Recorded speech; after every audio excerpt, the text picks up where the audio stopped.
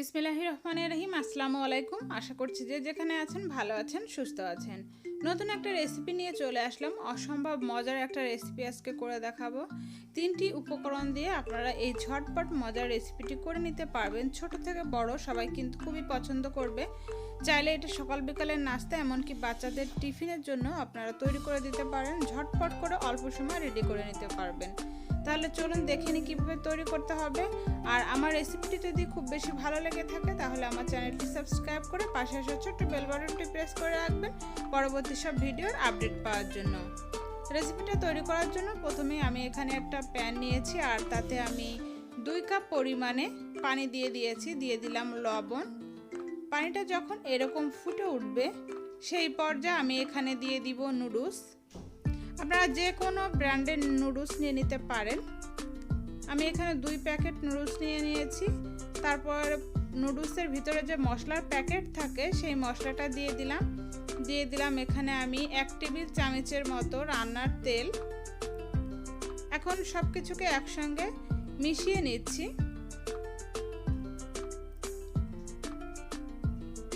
খুব ভালোভাবে নাড়াচাড়া করে সমস্ত উপকরণগুলোকে একসঙ্গে আমি মিশিয়ে নিলাম। পানিটা যখন এরকম কিছুটা শুকিয়ে যাবে সেই পর্যায়ে এখানে আমি দিয়ে দিলাম গোলমরিচের গুঁড়া। আমি এখানে আর এক্সট্রা কোনো ঝাল ব্যবহার করব না, আমি এখানে গোলমরিচের গুঁড়া দিয়ে দিলাম। আপনারা যদি ঝাল খেতে চান সেই ক্ষেত্রে আপনারা এখানে ছোট ছোট করে টুকরা করে কয়েকটা কাঁচামরিচ দিয়ে দিতে পারেন। তারপর এখানে আমি দিয়ে দিলাম একটা ডিমটা দিয়ে খুব ভালোভাবে নাড়াচাড়া করে মিশিয়ে নিতে হবে। খুব ভালোভাবে ডিমটাকে আমি মিশিয়ে নিব। এই যে দেখুন একদম মিশে গিয়েছে।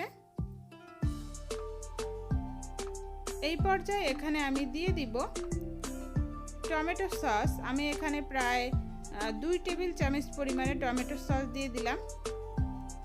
টমেটো সসটা দেওয়ার কারণে এটা খেতে কিন্তু আরও অনেক বেশি ভালো লাগবে। চেষ্টা করবেন টমেটো সসটা ব্যবহার করার জন্য। এখন এটাকে আমি আরও 2 মিনিটের মতো নাড়াচাড়া করে তারপরে ভেজে নিব।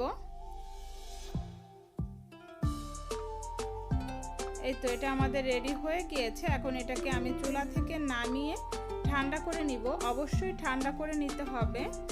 ঠান্ডা করে নিব, তো একটা পাশে রেখে দিচ্ছি। আর অন্যদিকে আমি এখানে একটা ছোট বোল নিয়ে নিলাম। তাতে আমি নিয়ে নিলাম প্রায় 1 কাপ পরিমাণে আটা। তারপর এখানে আমি দিয়ে দিলাম 1 টেবিল চামচ পরিমাণে রান্নার তেল, দিয়ে দিলাম স্বাদ মতো লবণ। এখন সব কিছুকে একসঙ্গে হাত দিয়ে এভাবে একটু মিশিয়ে নিব। এই যে তেলের পরিমাণটা একদম পারফেক্ট আছে। এখন এখানে আমি দিয়ে দিব নর্মাল পানি। অল্প অল্প করে পানি দিয়ে আমরা একটা সফট ডো তৈরি করে নিব। এই দেখুন ডোটা কেমন হয়েছে।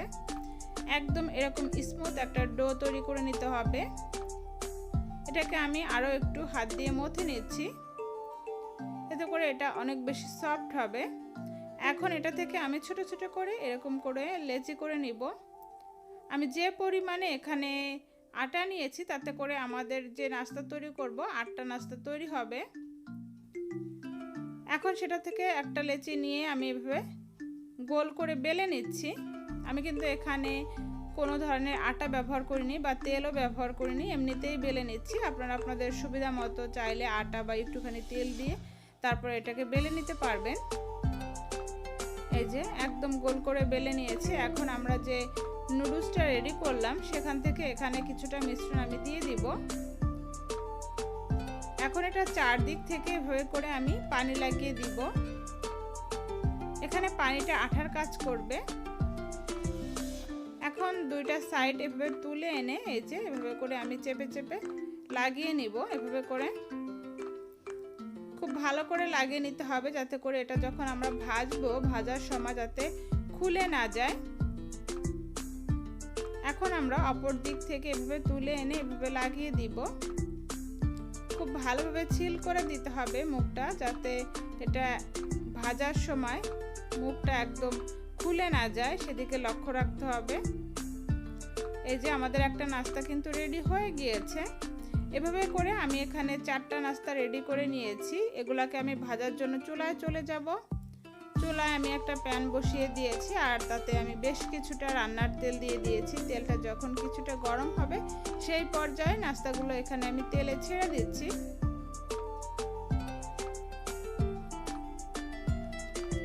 অপেক্ষা করব একটা পাশ ভাজা হয়ে যাওয়া পর্যন্ত। এই যে যখন এরকম কালার হবে সেই পর্যায়ে উল্টে দিতে হবে। চুলার আঁচটা এই পর্যায়ে আমি রেখেছি মিডিয়াম আঁচে, তারপর এগুলোকে ভেজে নিতে হবে। এই যে দেখুন উল্টে পাল্টে আমি খুব সুন্দর কালার করে ভেজে নিয়েছি। আমার নাস্তাগুলো কিন্তু একদম রেডি হয়ে গিয়েছে। এখন তেল ঝরিয়ে নাস্তাগুলোকে আমি তুলে নিব আর এই একইভাবে আমি বাকি নাস্তাগুলো ভেজে নিব। খুবই মজার একটা রেসিপি, বাসায় তৈরি না করলে আপনারা বুঝবেন না আসলে এটা কতটা মজা। রেসিপি ভালো লেগে থাকলে লাইক দিয়ে উৎসাহিত করবেন। আজকের মতো এ পর্যন্ত, আল্লাহ হাফেজ।